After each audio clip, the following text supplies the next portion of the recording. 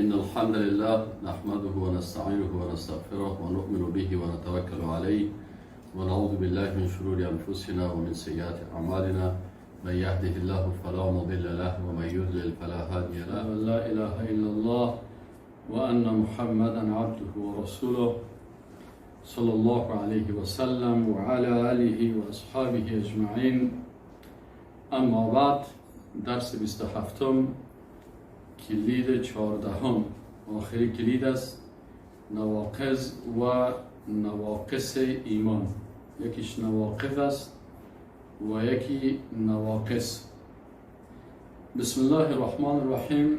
در قرآن عظیم الشان امور بیان گردیده است که سبب شکستن ایمان انسان می‌گردد و او را از دایره ایمان به شکل کلی ایمانش از بین میبرد. این نواقض میگن. نواقض چی مانا؟ در کتاب های فقهی مثلا میگن نواقض الوضو. یک کس وضو میکنه، بعد از اینکه وضو کرد میره به تشناب. وقتی که به تشناب رفت، اینجا با انجام دادن رفع ضرورت وضوی ازی نقض میگردن، مشکنه. اینا دیگه باز گفتن نمیتونه که یک ساعت پیش شما وضو کردیم. صحیح، شما یک ساعت پیش وضو کردین، باز 5 دقیقه پیش به تشناب رفتین و وضویتان شکست. بنابراین شما باید وضوی جدید بگیرید. یک نفر در نماز شروع میکنه، نماز میخواد بخونه. وقتی که نیت میکنه الله اکبر، در نماز استاد میشه، الحمدلله رو شروع میکنه، یک دفعه خنده میکنه یا روی خود طرف راست و چپ دور میده، یا در جریان نماز که کسی گپ میزنه، بنابراین برازی میگه که نماز تو نقص شد، شکست، باید بری اثر نماز تو بخوری. یک نفر روزه میگیره، روزه داره ساعت 2 بجه 3 بجه تشنگی سرش بسیار زیاد میشه، یک گلاس آب می نوشه. برش میگیم که روزه تو شکست. چرا؟ روزه ای است که تو باید تا شام آب نمی نوشیدی، غذا نمی خوردی. این حالی نمی قسم که وضو مشکنه، اینمی قسمه که نماز مشکنه، اینمی قسم که روزه فاسد میشه و مشکنه، از بین میره. پس دوباره ما وضو میگیریم، پس دوباره نماز شروع میکنیم، پس دوباره مثلا روزی که اینمی نفر خورده، پس باید دوباره روزه میگیره و اگر روزی فرضی باشه سرش حتی 2 ماه دیگه باید روزه با کفارت 2 ماه سرش میگیره. اینمی قسم ایمان هم شکننده ها داره. یک نفر کلمه میخوانه، آمنت بالله لا اله الا الله محمد رسول الله، کلمه شهادت میخوانه و مسلمان است. و آمنت بالله و ملائکته و کتبه و رسوله و الیوم الاخر والقدر خیره و شره من الله تعالی و البعث بعد الموت. با کل ازی ایمان داره. الجنة حق و النار حق و الصراط حق و المیزان حق. با کل ازی ایمان داره، من کل ازی حق است. اما این شخص یک کاری میکنه که ایمان از این مشکنه. این چی میگه؟ نواقض ایمان میگه. و قسم دوم چیزهای دیگه هست که ایمان نمشکنه، لیکن ایمان ناقص میسازه، ضعیف میسازه، اما نمشکنانش. مثل که مثلا بعضی کاراست روزه را نمشکنه، اما روزه را مکروه میسازه، اما ثواب روزه را کم میسازه، اجرش از بین میبره. روزه هست، مثلا یک نفر روزه میگیره، در جریان روزه غیبت میکنه، دروغ میگه، حق یک کس رو میخوره، روزش از بین نمیره، لیکن اما ثواب و اجر که در روزی که گفته که مثلا دروغ نگویه یا مثلا جنگ نکنه یا مثلا کسی را مثلا دشنام نکنه، اخلاقیات مراعات بکنه، این میکنه، پس این روزی از اون ناقص میشه. ایمان هم در بعضی کارها ناقص میشه. این نواقص میگن. بنابراین اگر به ضاد بود نواقض، که برای نواقض الایمان میگن، ما و شما نواقض الایمان میگیم، ضاد میگیم، او شکننده هایست که ایمان کاملا از بین میبره. و قسم دوم نواقص است که نقصان در ایمان وارد میکنه، اما این از دایره ایمان نمیکشه. ما شما امیر انشاءالله تعالی میخوانیم بخش اول نواقض ایمان. در قرآن عظیم الشان نواقض ایمان با اقسام ذیل بیان گردیده است. وقتی ما شما با قرآن عظیم الشان مراجعه میکنیم و احادیث رسول الله صلی الله علیه و سلم میبینیم که نواقض چند قسم بیان شده. بعض نواقض اعتقادی هست، بعض نواقض شرکی هست، بعض نواقض زبانی هست، بعض نواقض عملی و فعلی هست. قسم اول نواقض اعتقادی. نواقض اعتقادی کدام یکی است؟ اول مثلا یک نفر مسلمان که ایمان داره کفر اکبر میکنه. کفر چی؟ کفر اکبر. بنابراین اونجا یک کفر اصغر است که بازو در نواقص میه. اما کفر اکبر چی هست؟ مثلا از وجود الله انکار میکنه.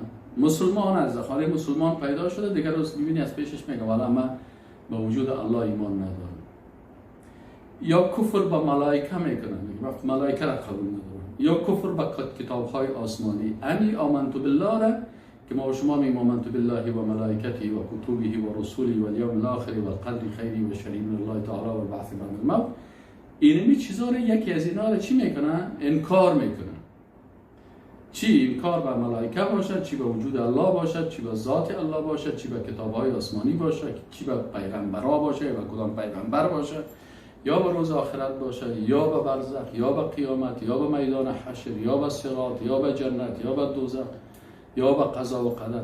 اینمی اساسات ایمان که هست، شعبات ایمان که هست. از هر شعبه از این که این انسان انکار میکنه این کفر اکبر میگه. و الله متعال در سوره بقره آیت 217 میگه که و من یرتد منکم عن دینه، هر کسی که از دین خود مرتد شد فیموت، باز می حالت ارتداد مرد، و هو کافر، در حالی که کافر بود.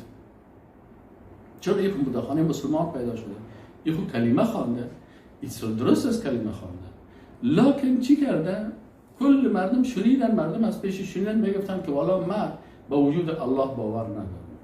مثل کمونستای افغانستان یک وقتی کمونستا بود، پدرش مسلمان، مادرش مسلمان، وقتی کتش پرسانش میکردیم والا من با وجود خالق ایمان ندارم، ملائکه رو برای من نشان بده، تا من با چشم خود نبینم باور نمیکنم، بیا ملائکه رو بر من در لابراتوار اینجا نشان بده، در زیر میکروسکوپ بر من ملائکه رو. این خب موضوعات غیبی هست. نه من این چیزا رو قبول ندارم. ما کتابای مارکس خواندیم و انگلس خواندیم و لنین نخواندیم. بناهن تا که چیزی رو با چشم خود نبینیم ما ماتریالیست هستیم. ماتریالیست چی رو میگفتن؟ مادر پرست، هر چیزی که با چشم خود ببینم او را من قبول دارم، با چشم خود نبینم او را قبول ندارم. بناهن انسان چی گفته میشد؟ مرتد گفته میشد. والله متعال میگه و من یرتد منکم عن دینه، هر کسی که از دین خود مرتد شود فیموت و هو کافر فاولئک حبطت اعمالهم فی الدنیا و الاخره. تمام اعمال ازی باطل میشه، از بین میره در دنیا و آخرت.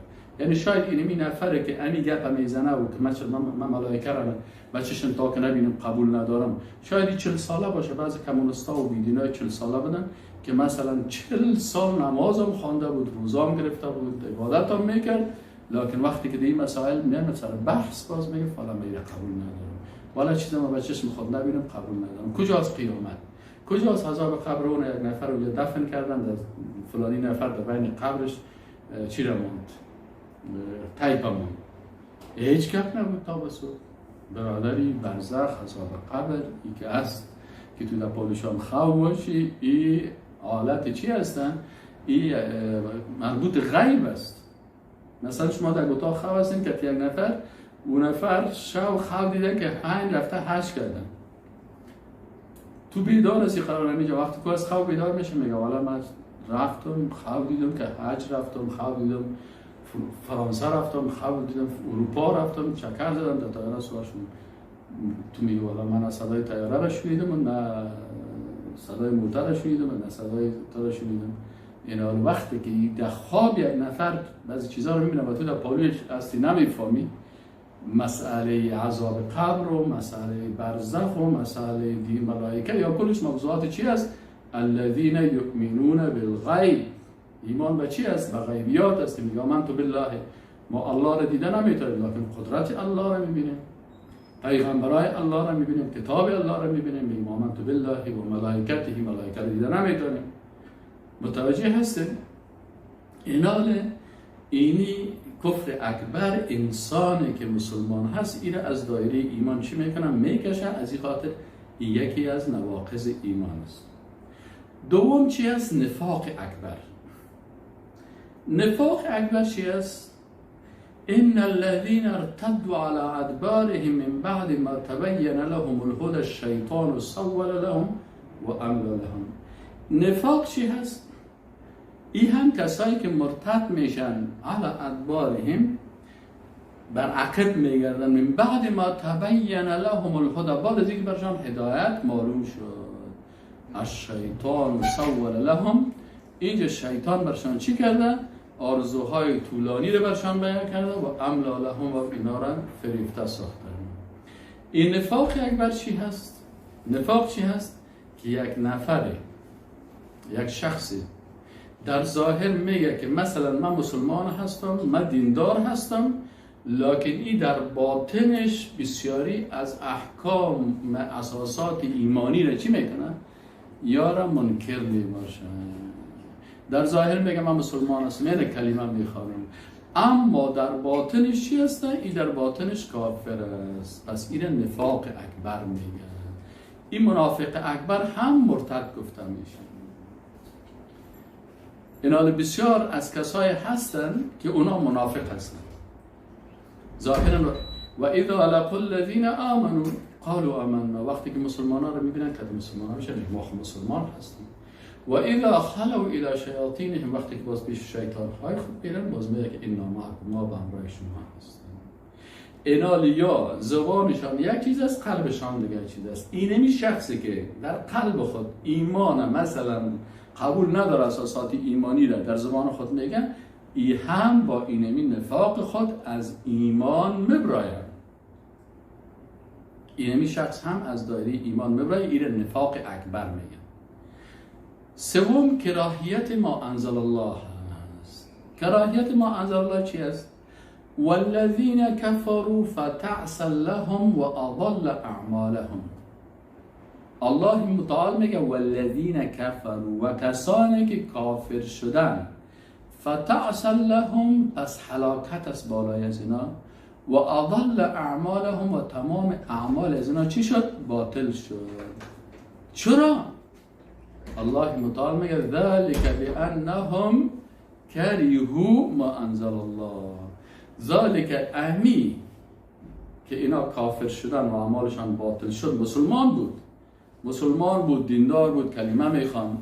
الله متعال میگه که اینها کافر شدن و حبطت اعمالهم، نمازی که خوانده بودن، روزی که گرفته بودن، حجی که رفته بودن، تمام اعمال از اینا باطل شد. چرا؟ ذلک بانهم کرهوا ما انزل الله، به خاطر از اینکه آنچه که الله نازل کردن یا بد میدیدن. بعضی کسا هست میگه من مسلمان هستم اما حجاب بد میآید. حجاب حکم کی هست؟ حکم الله هست. یا ایها النبی قل لازواجک و بناتک و نساء المؤمنین یدنین علیهن من جلابیبهن. الله میگه ای رسول الله صلی الله علیه و آله بگو بر خانم هایت، بگو بر دخترایت، بگو بر خانم های مسلمان، زنها و دخترای مسلمان دیگه که هستن، برای کل از اینا بگو که چادر خدا چی کنن؟ چادر خدا یدنین علیهن من جلابیبهن، جلباب امی پیران کلان، یعنی چادر کلانه که این سر تا پای زیره می پوشانه. این جلباب میگن در زبان عربی. یکی قمیص است، پیراهن است، یکی جلباب است که امی تمام اعضای بدن می پوشانه. اینا باید با اینمی جلباب باید ایره چی کنن؟ ایره باید استفاده بکنن. آن حجاب حکم کی شد؟ حکم الله شد. آن ایره کی نازل کرده؟ الله نازل کرده که اینمی حجاب باید باشه. کراهیت حجاب سبب میشه که اینمی انسانی که کلمه میخوانه از دایره دین مبراید. خطرناک است. یا مثلا وقتی که ریش است، ریش الله متعال میگه اطیع الله و اطیع الرسول، شما از الله اطاعت کنید و از رسول الله صلی الله علیه و سلم اطاعت کنید. یعنی از آنچه که الله متعال در قرآن گفته از او اطاعت بکنید، آنچه که رسول الله صلی الله علیه و سلم که او هم برش وحی خفی آمده و بر شما احکام بیان کردن، از این هم اطاعت کنید. رسول الله صلی الله علیه و سلم چی گفت؟ ریش هایتان بگذارین، بروتایتان کم کنین. انال این میدیش که از ایچی شد، این شعیره از شعائر اسلام شد. چرا؟ توسط وحی بر رسول الله صلی الله علیه و سلم گفت که این ریش باید گذاشته شد. انال یک نفر میگه مرا ریش بد میایه، انال این کراهیت نشان میده. به چی؟ این بسیار خطرناک است. انال هر چیزی که رسول الله صلی الله علیه و سلم میگه الایمان بدع و 70 شعبه، ایمان 70 و چند شعبه داره. از 70 و چند شعبه ایمان که توسط قرآن و سنت صحیح ثابت است، هر کدامش که بگویی که بد میایه تو را از دایره ایمان میکشه. نو بسیاری کسا هست ما ولا نمیفهمم. خب آلی این درس بشونیدی فهمیدی دیگه. آلی چیزی که تو را از دایره ایمان میکشد هر چیز است. یک کسی میگه مرا کعبه خوشم نمیاد، یک کسی دیگه میگه مرا حج خوشم نمیاد، یک کسی دیگه میگه مرا اقتصاد اسلام خوشم نمیاد. سبحان الله. مرا نماز میخوانم، نماز خوشم میاد، روزه خوشم میاد، لکن همین اقتصاد اسلامی خوشم نمیاد. یک تعداد دیگه است میگه مرا نظام اسلام خوشم نمیاد، سیاست اسلام خوشم نمیاد. در اسلام هیچ سیاست نیست و اگر باشم بد نمیاد، مرا خوشم نمیاد. نظام اسلامی بد میاد، خلافت اسلامی بد میاد، شریعت اسلامی بد میاد. سبحان الله. بعد دیدن اینمی مسائل که هست ای چی میشه؟ سبب میشه که اینمی انسان کراهیت و بدبینی داره. بدبینی ازی با اینمی شعائر اسلامی این از دین میکشه. سوره محمد صلی الله علیه و سلم آیت 8 و 9 دقیق بخوانید. بسیاری کسا بسیاری از چیزهای دینی رو میگه بد میگه. برادر عزیز، خواهر محترم، این خوب دل ما نیست. ما مجبور هستیم چیزی که حکم الله و رسول است در قرآن و سنت ثابت است، ما مجبور هستیم او را سمعنا و اطعنا، ما شنیدیم و اطاعت کردیم. به مزاج ما نیست که خوش منمه والا اگر من ریش خدا کل بکنم باز چیلیم خوبش میشه و باز مثلا چیلیم بسیار مقبول میشه و باز کس نمیفهمه که من ریش سفید هستم، باز روی من بسیار هم تو زیبا میشه و چطور میشه. این ریش سفید و این ریش و این میره الله دوست داره. این حکم الله هست، باید این میره دوست داشته باشیم. متوجه هستیم؟ این حال از این خاطر بسیاری 70 و چند شعبه ایمان هست، نباید در مقابل از ما کراهیت بکنیم. یک کسی مثلا مرف الیدین بدیم شافعی، مالکی، حنبلی، تمامی علما میگن که در سنت رسول الله صلی الله علیه و آله رفع الیدین میکنن.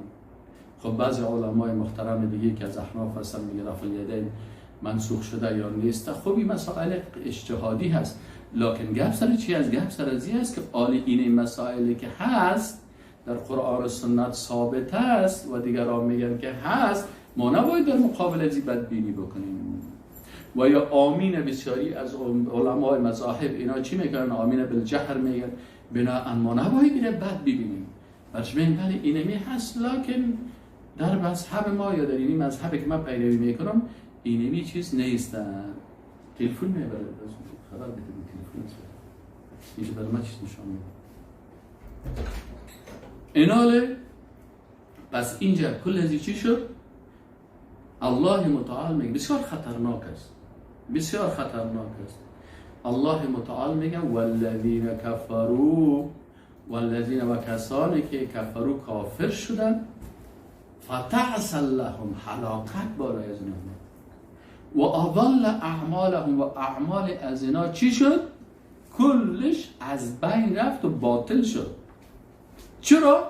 ذالک بانهم کرهوا ما انزل الله، به خاطر از اینکه اینا بد دیدن. کراهیت چی مانا؟ بد دیدن است.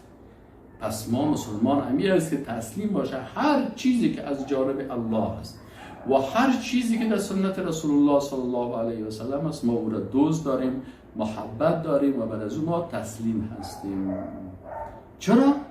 الله متعال میگه کرهوا ما انزل الله فاحبط اعمالهم. تو که بد میبینی شاعر الله را، الله متعال ذات غنی هست که تمام اعمال تو را چی میکنن؟ باطل میکنن. این بسیار خطرناک است. سوره محمد صلی الله علیه و سلم آیات 8 و 9 دقیق بخوانید. دقیق بخوانید. یک وقتی که از دوستای ما بود ولی بد می فلانی بد می این مسائل دینی را همیشه می بد می یک روز آمد برای من که استاد برای من نصیحت بکن. من برش گفتم چی نصیحت بکنم؟ گفتم نه برای من یک نصیحت بگو. گفتم اگر نصیحت بکنیم تو به سبب کراهیت ما انزل الله از دایره دین مبرایی، احتیاط کن، مرتد میشی، کافر میشی، تمام اعمالت نماز روزه عبادت حج کلش از بین میره. چی میگی؟ قرآن شریف کشیده ای آیت که خوان خوب آدم عالم بود، فهمیده بود، قرآن هم میفهمید، متن که قرآن شریف که میخوان ترجمهش هم میفهمید. همینجا بود که چی میگفت؟ میگفت که این بسیار بر خطا شد. پس من گفتم برادر محترم مثلا ریشم کمل کل میکنی گناهگار هستی، اما خوب ریشم ماندی، مکمل ریشم ماندی، باز ریش بدت میگی بد من با اینه میگی ریشم ماندی، با این گپ تو چی میشی؟ این سبب کفر تو میشه. چهارم چی است؟ اعتقاد به جواز خروج از اسلام. این بسیار خطرناک است. این هم از نواقض ایمان است. یعنی در تمام درس ها برای ما و شما که مهم است، این درس بسیار خطرناک است. این بسیار مهم است. بذارم یخ لیکن زیاد سرد این حاله که بسیار مهم است برای ما و شما چی است؟ که نواقض و نواقص ایمان رو بفهمیم. بسیار مهم است. و خصوصا ما و شما در عصر فتنه ها زندگی میکنیم.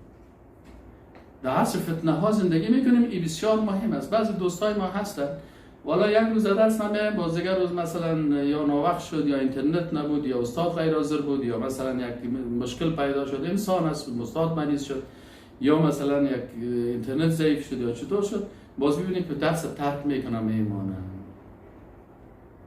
اما این درس ها که هست اگر کس ارزش رو فهمه، برای تو اگر یک کس 1 کیلو طلا بده اقدر بر تو با ارزش نیست، به عوض از اینکه یک کسی برای تو نواقض ایمان تشریح بکنه. چرا اگر نواقض ایمان نفهمی در یکی از این مبتلا شوی، در روز آخرت بخیزی و امتاز اليوم ایها المجرمون. در سوره یاسین شریف چی میگه؟ میگه و امتاز اليوم، در روز قیامت صدا میشه که مجرم‌ها برای نصف مسلمان ها. بسیاری کسا هستن که آمدن در زیر بیرق رسول الله صلی الله علیه و سلم و در بین مسلمان ها هستن و امتاز اليوم ملائکه می دستش میگیره میکشه. چی کردیم؟ بخون نماز خواندم، روزه خواه گرفتم، مسلمان بودم. برش میگه که در فلانی نواقض از نواقض ایمان تو داخل شدی، ایمان تو تمام اعمال تو از بین رفتن. چقدر خطرناک است. درسای عقیده و درسای قرآن شناسی این به حساب مزاج نیست که یک روز ما باشم یک روز دیگر باز که نامدم برو بخیر رفتم، که رفتی خود به هلاکت انداختی و عذرت هم آل قبول نمیشه. به خاطر چی؟ به خاطر از اینکه برات بیان میشه و نمیشنوی و باز میگی والا سه من معذور هستم. چرا معذور هستی؟ چه قسم معذور هستی؟ دست بر بیان شد و تشریح شد و خودت قطع کردی و رفتی. خب چهارمی نواقض از نواقض ایمان چی است؟ اعتقاد به جواز خروج از اسلام. آن بسیاری کسا وقتی که مثلا در بسیاری از کشورها زندگی میکنن، کشورهایی که دموکراسی هست، دموکراسی یک نظام کفری هست. دموکراسی یک نظام کفری هست. چرا کفری هست؟ به خاطر از اینکه قانون دموکراسی را مردم میسازن. مردم سالاری است. یعنی الله و حکم الله و آنچه که از آسمان نازل شده این را قبول ندارن. بنابراین در دموکراسی باید قانون کی بسازن؟ مردم بسازن. وقتی یک قانون مردم میسازه، اونم مردمی که قانون میسازن یا طاغوت میشن و کسانی که از اینا پیروی میکنن اینا پیروای طاغوت هستن. بر اساس قوانین دموکراسی در بسیاری از کشورها آزادی دین اعلام کردن. آزادی دین چی مانا؟ یعنی هر کس خود دلش آزادی هست. براتون میگه که شما در اینجا زندگی میکنید، در اینجا آزادی هست. میخوایی که مسلمان شوی، یک نفر کریستیان است، نصرانی هست، میخوای مسلمان شوی، میگه آزاد است، میتونه مسلمان شوی. یک نفر میخوای مسلمان است، یهود شوی، میگه میتونه. اگر یک نفر مسلمان است میخواد که نصرانی شوه، یا نصرانی به مسلمان شوه، یا هندو بت پرست به مسلمان شوه، هیچ میگه گپ نیست عقص شوه. از این خاطر بسیاری مسلمان ها میگن که والله خیلی آزادی هست. وقتی که ما یک نفر کافر مسلمان میشه ما خوشحال میشیم. خب آزادی هست، یک نفر حق داره که بره از اسلام برای و کافر شوه. اینمی گپ خود از زیر کافر میسازه. اعتقاد به جواز خروج از اسلام از دیدگاه اسلام رضایت به کفر می باشه. وقتی یک نفر به کافر شدن یک نفر راضی شد، این کافر میشه. و هرگاه کسی به این عقیده باشد که هر مسلمان حق دارد که از اسلام خارج شود و یا به خارج شدن وی راضی شود، از دایره ایمانی خارج میشه. و من یبتغی غیر اسلام دینا، الله متعال در سوره آل عمران آیت 85 میگه که و من یبتغی، و هر کسی که بغیر از اسلام دین دیگه اختیار بکنه، فلن یقبل منه، هرگز از او قبول نمیشه. و هو فی الاخرة من الخاسرین، در آخرت از جمله خاسرین است. یعنی خاسر آخرت چی مانا؟ یعنی از دوزخی، از کافرها، از صف کافرها قرار میگیره. این حاله انسان مسلمان باید ای گپا نزنن. و خب قانون کفر است که میگه اجازه است هر کس باشه. اما در قانون اسلام، در شریعت اسلام، کسی را ما خوش نداریم که یک خواهر مسلمان ما یا برادر مسلمان ما دین اسلام را ترک بکنه، بره لایک شوه یا بره نصرانی شوه یا بره کریستیان شوه. این کارا و کسی که عقیده بکنه که این جواز از خروج از اسلام ای جایز است و درست است، مثل که حال بسیاری از کسا را ببینید که در تلویزیون ها بسیاری رو سعی کنید در چیزها ششتن، این قسم دلیل میکنن که این خجاز هست، حق داره، آزادی هست، باید این کار. کی حق برش داده؟ الله حق نداده. الله متعال حق نداده برش. از این خاطر اینجا بر از او حد است، حد مرتد است. اگر الله بر از او حق میداد، بازی چرا حد مرتد تعیین میکرد؟ این خطرهایی است که کلش متوجه چی میشه؟ متوجه کسایی میشه که در این قسمت ها بساب عقل خود تصمیم میگیرن. پنجمی خطر دیگه ای است که تکفیر نکردن کافر و مشرکی که در قرآن و سنت ثابت است. اینا در قرآن عظیم الشان بسیاری اشخاص هستند، بسیاری اقوام هستند، بسیاری گروه های هستند که صراحتاً الله متعال گفته که اینمی کافر است، اینمی مشرک است. و یا گفته هست که با اینی کار اینی انسان کافر میشه، با اینی کار اینی مشرک میشه. این شخص این آیات قرآنی را قبول نمیکنه و این تکفیر نمیکنه. حال بسیاری کسا هست میگه که نصرانی ها خود کافر نیستن، کریستیان هستن، اون عقیده دارن، کتاب دارن، دین دارن. یهود خود کافر نیست، اونا کتاب دارن، اونا دین دارن، الله را میشناسن و دین دارن. این انسان ها باید بفهمن که وقتی کسی را الله کافر تکفیر کرده باشه و بازی چی میگه؟ من خود تکفیری نیستم، شما تکفیری هستین که تکفیر میکنید. اگر تکفیری نباشی در این مسائل خودت کافر میشی. الله متعال مشرکین قریش چی گفت؟ وقتی که اونا آمدن پیش رسول الله صلی الله علیه و سلم که به رسول الله صلی پیشنهاداتی داشتن که این پیشنهادات ما را قبول بکو، بیا یک وقت مثلا تو دین ما را، معبودای ما را عبادت کو، یک وقت ما معبود تو را عبادت میکنیم. الله متعال به رسول الله صلی گفت که قل بگوی رسول الله صلی الله علیه و سلم، یا ایها الکافرون، ای کافران. حال اینا را رسول الله صلی الله علیه و تکفیر کرد نکرد؟ الله اینا را تکفیر کرد نکرد؟ امروز بسیاری کساس نه من تکفیری نیستم. خب تکفیری نیستی، خب آیات قرآن تو انکار کردی. الله میگه که این مشرکین کافر هستن و تو میگی که من کافر نیست. در حقیقت تو چی کردی؟ امی قل یا ایها الکافرون، امی آیات قل یا الکافرون چی کردی؟ انکار کردی.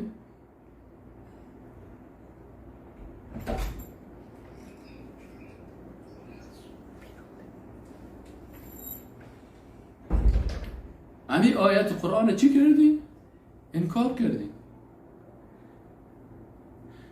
مثلا بسیاری کساس والا ما تکفیری نیستم، ما یهود اهل کتاب هستن، اینا رو کافر نمیگم. و در برنامه ها ما شما بسیاری کسا رو به چشم خود ببینیم. یهود کافر نیست، نصرانی کافر نیست. شما متشدد هستین، شما افراطی هستین، شما تکفیری هستین.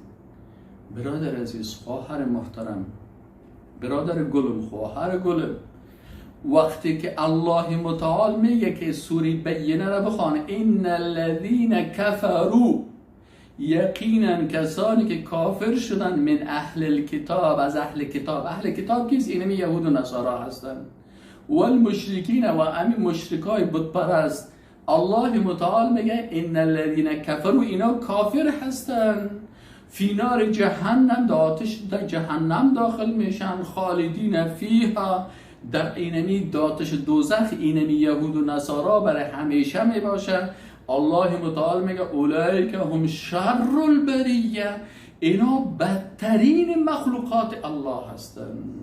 سوره بینه آیت 6. الله میگه که اهل کتاب یهود و نصارا کافر هستن و شما میخیزین با احساساتی که دارین، نه من تکفیری نیستم و من اهل کتاب میگم که اینا کتاب دارن و اینا چیز دارن، پیغمبر دارن و اینا مشنات پیغمبر قبول دارن، کتاب قبول دارن. اینا این گپ شما انکار کردین، شما از آیت قرآن رد کردین حکم الله را. الله میگه کافر است، خود میگه کافر نیست. الله میگه فی نار جهنم است، خودت میگه اینا جنتی هستن. الله میگه شر البریه هستن، شما میگین که نه اینا بسیار خوب مردم با اخلاق هستن، ما کتشان شیشتیم، بسیار خوب رویه دارن، بسیار خوب چیز دارن. اینا هر این کلمات بعضی اوقات که برای بعضی دوستا در سارا میگیم و ای به خاطر از که زیاد رسانه ها میگه و تکفیری ها هستن و تکفیری نباشین. اینا در اینی مسائل اگر انسان تکفیری نباشه، یهود تکفیر نکنه، نصرانی ها را تکفیر نکنه، مشرکین تکفیر نکنه، در حقیقت قرآن تکذیب میکنه. نمیخواد تکفیری شود، تکذیبی میشه، خودش کافر میشه، خودش کافر میشه. الله متعال مثلا بر ما ابراهیم علیه السلام اسوه بیان کرده. چی میگه؟ قد كانت لكم اسوه حسنه فی ابراهیم. الله متعال میگه یک نمونه مثل مسلمان خوب که تأسی به او داشته باشین، به او اقتدا بکنین، مثل از او عقیدتان جور بکنین. ابراهیم علیه السلام و الذین معه، و کسانی که از اصحاب ابراهیم علیه السلام بودن، کسایی که همراه ابراهیم علیه السلام بودن. چی گفت ابراهیم علیه السلام و چی کرد کسایی که صحابه ابراهیم علیه السلام بودن که ما را الله حکم میکنه که مثل از یاوره این اسوه شما هست. الله میگه اسوه تان است. خب ما آیات قرآن عمل بکنیم یا نکنیم؟ الله میگه ابراهیم علیه السلام اسوه تان است. خب ابراهیم علیه السلام چی گفتن؟ قالوا، وقتی که ابراهیم علیه السلام و اصحاب ابراهیم علیه السلام گفتن لقومهم، برای قومشان که اونا کافر بودن، مشرک بودن، انا براء منکم، ما از شما بیزار هستیم، و مما تعبدون من دون الله، و از او چیزهایی که شما او را بغیر از الله عبادت میکنین، کفرنا بکم، ما به شما کافر شدیم، و بدا بیننا و بینکم العداوة والبغضاء ابدا، و بین ما و شما دشمنی و بغض ابدی شد. اینو کی گفت؟ ابراهیم علیه السلام و قومش گفتن. و الله میگه اینمی رو اسوه بگیرید، اینمی دین است. حتی تؤمنوا بالله وحده، تا وقتی که شما ایمان بنین به الله، به وحدانیتش.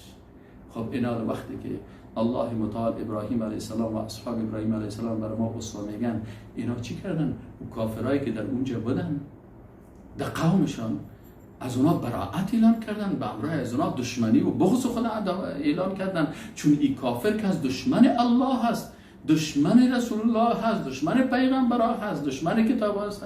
یا اینا بعضی کسا باز میخوندن که نه والا ما در پیشکت فلانی کافرها زندگی کردیم، شما اونا را کافر میگن، بسیار با اخلاق هستن، بسیار خوب اکسکیوز می میگن و یک گلاس آب که در هتل میده و در دفعه بعد میگه که اکسکیوز می و این بسیار احترام میکنه و ویلکام. در تایره که بالا میشی باز در تایره بالا میشی در سکای سرسینه میگیرن، استاد میشن، بسیار خنده میکنن، تبسم میکنن. ابراهیم علیه السلام هم قومش همین قسم مردم ها بودن، لکن ابراهیم علیه السلام برشان گفت که ما به شما کافر شدیم و از شما ما بیزار هستیم. به خاطر چی؟ به خاطر که شما دشمن الله هستیم. اینا دی کسانی که چی میکنن؟ اینا دی کسانی که اعتقاد دارن که از دین کس خارج شود و کسایی که مثلا کافر و مشرک حقیقی را که ثابت است با آیات قرآن و احادیث این تکفیر نمیکنن، این خودش از دایره اسلام خارج میشه و خودش سبب کافر شدنش میشه. چرا؟ به خاطر از اینکه این کار سبب چی میشه؟ سبب تکذیب و دروغ پنداشتن آیات قرآن است و ایمان نداشتن به این آیات در این راستا. ششم چی است؟ ترجیح قانون غیر الله و شریعت الهی. اگر کسی قانونی که ضد شریعت الله، ضد قرآن عظیم الشان است، این ترجیح میده به شریعت الهی، میگه این قانون خوبش است. مثل که بسیاری از کمونیست‌ها ما خود ما میشکلیم میگفتن که کمونیسم خوب است از اسلام کردن، سوسیالیسم خوب است از اسلام کردن. بسیاری کسا میگن از شریعت کرده، جمهوریت بسیار خوب است، از نظام اسلام کرده چی است؟ از نظام اسلام کرده مثلا میگه که نظام دموکراسی خوبتر است. چرا؟ به خاطر که فلانی جای مسلمان ها وقتی که شریعت تطبیق کردن غلطی کردن. خب وقتی که اگر یک کس شریعت تطبیق کرد و غلطی کرد، خب غلطی ازش فرد است، اون ملامت است. پس ما تو مسلمان هستیم، ما تو بیاییم کار بکنیم و شریعت حقیقی را و درست با تمام احکامش و اخلاقیاتش تطبیق بکنیم. حالا مثلا بسیاری کسا نماز غلط میخوان، وقتی که نماز غلط خوان ما نماز بخیر میگیم که نماز نمیخوانیم. خب نماز خب حکم الله هست.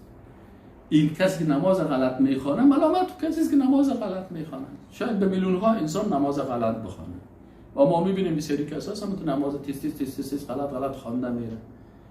آیا نماز بد میگیم، نماز رد میکنیم، یا او کسی که نماز میخوانه مسلمان است میگه که نماز تو غلط است. این شریعت الله و حکم الله و خلافت اسلامی و قانون شریعت اسلامی و نظام اسلامی، این حکم الله است. متوجه هستید؟ این قوانین دیگه که است، این کل قوانین طاغوت است. الله متعال میگه فمن یکفر بالطاغوت، کسی که به طاغوت کافر شد و یؤمن بالله و به الله ایمان آورد، فقط استمسک بالعروة الوثقی، این واقعا تمسک ورزیدن به ریسمان محکم که یعنی قرآن عظیم الشان هست. طاغوت کی است؟ بسیار ما شما خواندیم که کسی که ادعا کند که قانون وی نسبت به شریعت الله برتریت دارد یا بخواهد که دیگرها برش عبادت بکنه. ما شما طاغوت چی کردیم؟ و هر حکمی که بغیر از شریعت با الله باشه او را حکم جاهلیت در قرآن گفتن. اینا ما شما زیاد سرش بحث کردیم. الله متعال میگه اف حکم الجاهلیت یبغون، آیا اینا حکم جاهلیت میخواین؟ یعنی بغیر از شریعت الله که در قرآن و سنت و اجماع است، بغیر از هر قانونی که ساخته میشه که ضد قرآن است و ضد سنت است، این چی است؟ این حکم طاغوت است. بس صدها قسم قوانین است. اگر قانون دموکراسی هست، اگر قانون سوسیالیسم است، اگر قانون کمونیسم است، اگر قانون یهودیت است، اگر قانون نصرانیت است، اگر قانون هندویسم است، اگر قوانین هر قانونی که مخالف قرآن و سنت هست، این در قرآن چی گفتن؟ حکم جاهلیت گفتن. الله متعال میگه حکم الجاهلیت یبغون و من احسن من الله حکما، کی از الله کرده در حکم کردن بهتر است؟ لقوم یوقین، برای کسایی که یقین دارن. هفتمی نواقض از نواقض ایمان چی هست؟ حکم نمودن به قوانین وضعی غیر شریعت الله. این هم ما شما خواندیم که همین حکم نمودن با قوانین وضعی به وضع شریعت اسلامی دو قسم هست. قسم حالت اعتقادی هست. حالت اعتقادی چی هست؟ که یک نفر عقیده داشته باشد که شریعت قانون دیگه که هست از قانون الله کده این بهتر است. مثل علم تر الی الذین یزعمون انهم آمنوا بما انزل الیک و ما انزل من قبل یریدون ان یتحاکموا الی الطاغوت. این آیت بسیار خطرناک است. الله متعال میگه که علم تر آیه دی رسول الله صلی الله علیه و الی الذین، به کسانی که یزعمون گمان میکنن. الله میگه مسلمان نیست، مسلمان نیست. این خودش پیش خود گمان میکنه که آمنو بما انزل الیک و ما انزل من قبلک، که گمان میکنه که من ایمان دارم به پیامبر رسول الله صلی الله علیه و آله که به پیغمبر نازل شده از قرآن و به دیگه کتاب‌های آسمانی به کلش ایمان دارم. لکن این چرا گمان میکنه؟ میگه یریدون ان یتحاکموا الی الطاغوت، لکن میخواین که بازار مشکلاتشان برن در محکمه طاغوت، محکمه که ضد شریعت الله هست، در اونجا چی کنن؟ فیصله بکنن. اینجا الله متعال میگه یا مسلمان نیستن. اگر خدا مسلمان هم میگه پیش الله میگه مسلمان از گمان میکنه. آیت دیگه که از این که خطرناکتر است، بسیار خطرناک است، این است که الله متعال قسم یاد میکنه، میگه فلا و ربک. سوره نساء آیت 65 خوب دقیق بخوانید و در هر کلمه از شما تدبر بکنید. الله متعال به ضحا قسم یاد کرده، به والعصر به عصر قسم یاد کرده، به شمس قسم یاد کرده، به تین و زیتون قسم یاد کرده. لکن در اینجا الله متعال به ذات ذوالجلال خود قسم یاد میکنه. اینجا موضوع بسیار خطرناک است. میگه فلا و ربک، ای رسول الله صلی الله علیه و قسم است به پروردگار، به ربت، به رب العالمین، به خالق آسمان و زمین، به ذات ذوالجلال خود قسم میخوره که به این قسم است که لا یؤمنون، این مردم ایمان نمی آورند حتی یحکموک فیما شجر بینهم، که در اختلافات خود تو را حکم قرار نده. رسول الله صلی الله علیه و مطابق چی حکم میکرد؟ وقتی که رسول الله صلی الله علیه و قاضی و حکم میبود مطابق قرآن و مطابق سنت. پس الله متعال میگه تا وقتی که مطابق قرآن و سنت اینا حکم نکنن، اختلافشان در مسائل عبادات باشه، در مسائل سیاسی باشه، در مسائل اعتقادی باشه، در مسائل قضایی باشه، در مسائل تعلیمی و تربیوی باشه، در مسائل فرهنگی باشه، در مسائل جنگی باشه، الله متعال میگه در اینجا وقتی که اختلاف کردن چی هستن؟ تا وقتی که به حکمیت و قضای رسول الله صلی الله علیه و تسلیم نشد یا مؤمن نیستن. ولو که کلمه هم بخونه این از دایره ایمان خارج است. آیا رفتن ما به محکمه اسلامی و فیصله کردن مطابق قرآن و سنت امی ایمان ما را تکمیل میکنه؟ الله متعال میگه نه، شرط دیگه هم هست. او چی است؟ ثم لا یجدوا فی انفسهم حرجا مما قضیت، باز در نفسهای خود از فیصله و قضاوت رسول الله صلی الله علیه و تنگ نباشن. بعضی کسان میگه من فیصله را قبول کردم، خب والا دیگه مجبور بودم، دلم تنگ بود و نمیخواستم خالف. الله میگه ایمان تو را قبول نمیکنم. باید به حکم الله چی باشی؟ دل تنگ نشی، قلبا او را بپذیری. خب قلبا هم پذیرفتم و حکم مطابق شریعت کردم. الله متعال میگه که نه و یسلم تسلیما. شرط سومی چی هست؟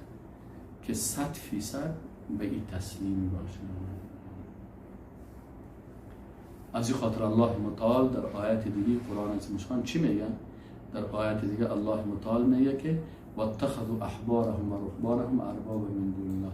کسی قانونی که ضد شریعت الله را، که احبار مثلا حلال الله را حرام میکردن و رهبان راهبای کلیسا حلال الله را حرام میکردن و حرام الله را حلال میکردن، اینا از این اطاعت میکرد. الله متعال میگه که اینا اتخذوا احبارهم و رهبانهم اربابا من دون الله، اینا را ارباب گرفتن، معبودان خود گرفتن. اگر یک کسی قانون جور میکنه و شما قانون از او که ضد شریعت الله هست از او اطاعت میکنین، در حقیقت او را شما ربتان برتان ساختن. چرا که رب کسی است که ذاتش عبادت میشه و احکامش اطاعت میشه. چقدر سخت است. الله و رسول الله صلی الله علیه و سلم برای اون صحابی گفت که بلا انهم احلوا لهم الحرام و حرموا علیهم الحلال. این احبار و رهبان چی کردن؟ حلال الله را حرام کردن و حرام الله را برشان حلال کردن. فاتبعوهم، بازی چی کردن؟ از اونا متابعت کردن.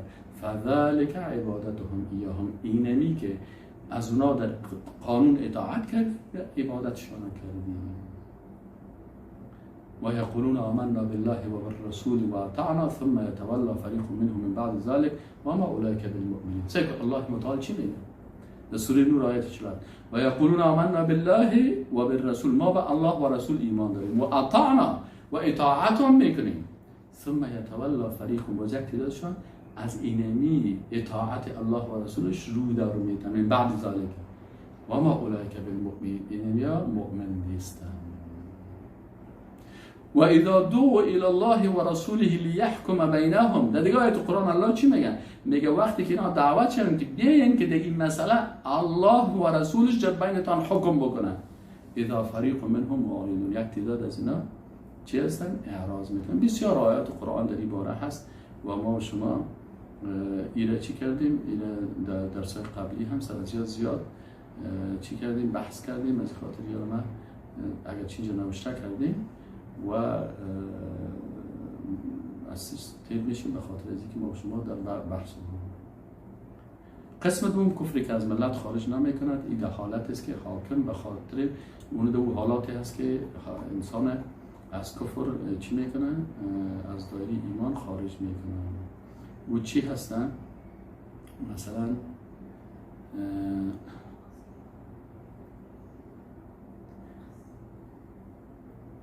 صاحب کتاب امامت عظما، یک کسی کتاب نوشته کرده، یک عالم بسیار بزرگوار است به نام امامت عظما کتاب نوشته کرده. اون میگه که اف حکم الجاهلیت یبغون، کسایی که حکم جاهلیت میخوانه.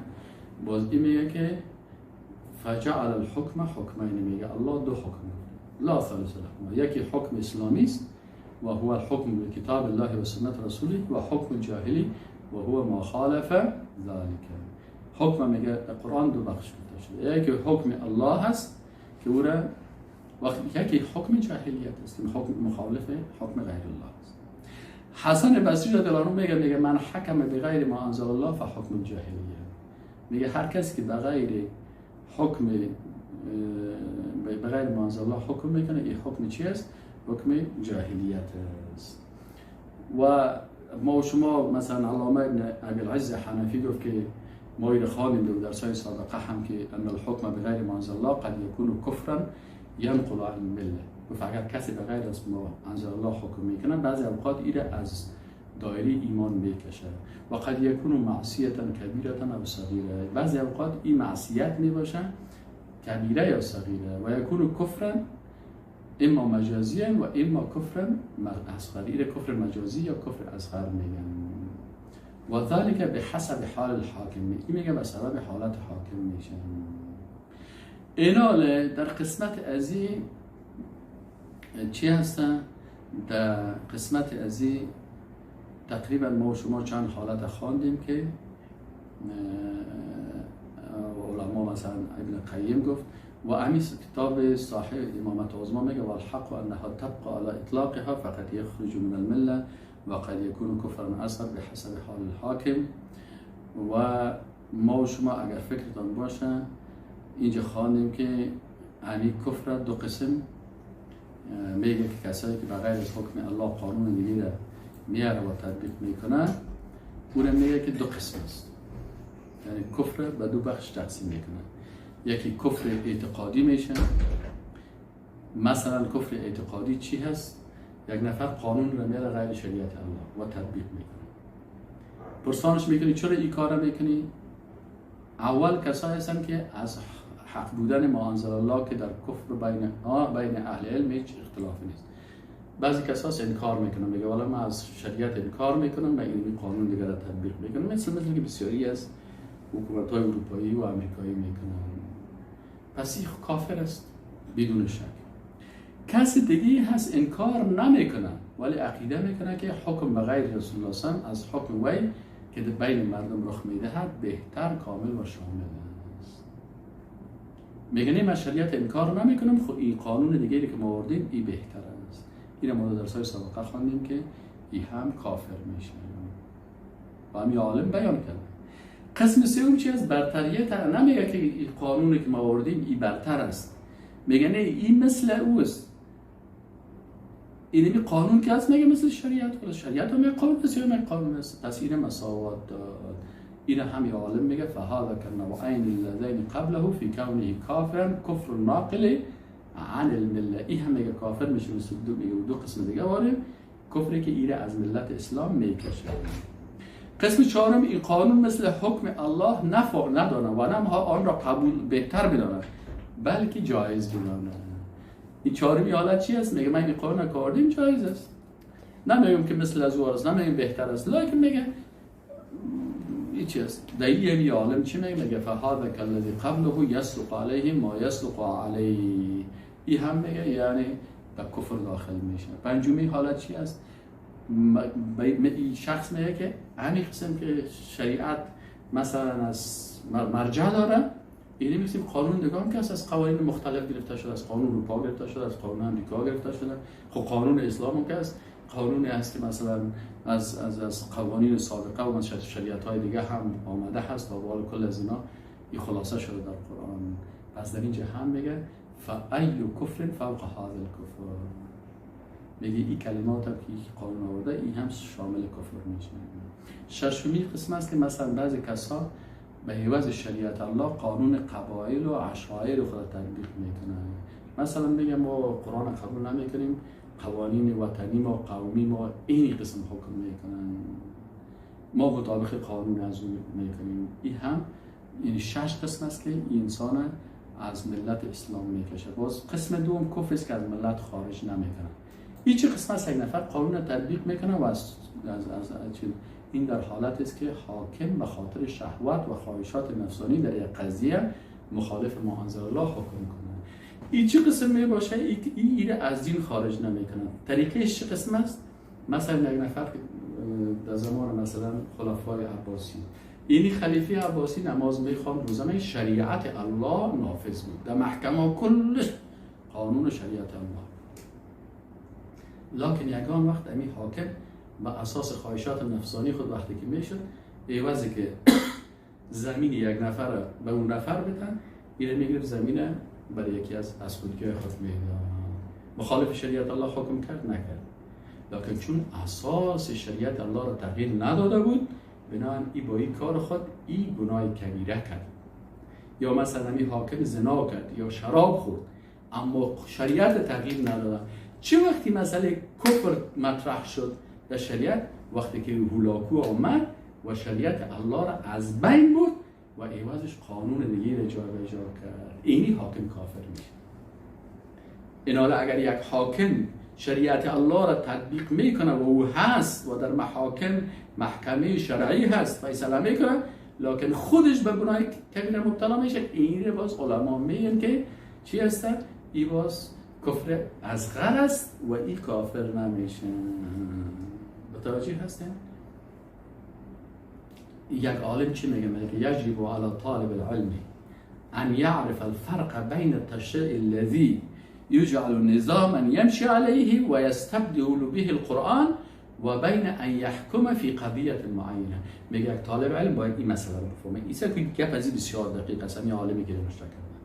میگه طالب علم باید این رو بفهمه فرق بین التشریع الذي يجعل نظاما يمشي عليه ويستبدل به القرآن.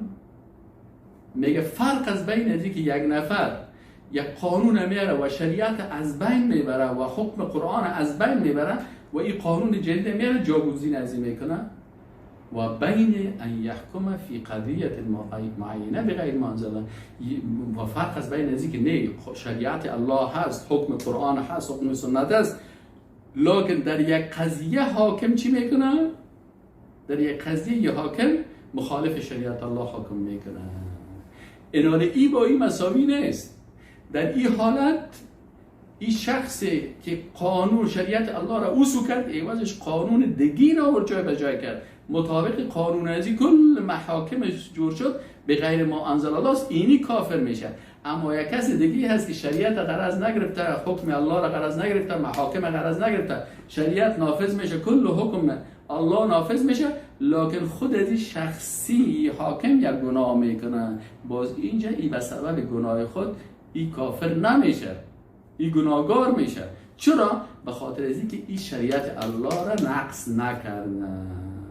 يجب على طالب العلم أن يعرف الفرق بين التشريع الذي يجعل نظاما يمشي عليه ويستبدل به القرآن، شریعت وسو میکنه و ایواز قرآن دیگه قانون میاره، و بین ان يحكم في قضیه معینه بغیر ما انزل الله. یا بغیر نیست که یک نفر خود شریعت تغییر نداده مثل هارون رشید، مامون رشید، خلفای عباسی و اموی، مطابق شریعت در محکمه نافذ بود، حکم الله تطبیق میشد، لکن خود حاکم بعضی اوقات یک گناه میکرد. وزیر علما میگن که فهذا قد یکون کفرا او فسقا او ظلما. این باز چی میشه؟ کفر اگر کفر باشه کفر مخرج از ملت نیست. اینال قسم دوم ما شما باز نواقض شرکی هست که انشاءالله نواقض شرکی را در درس بعدی بخواهیم بخوانیم چون این درس هم زیاد شد. و السلام علیکم و رحمت الله و برکاته.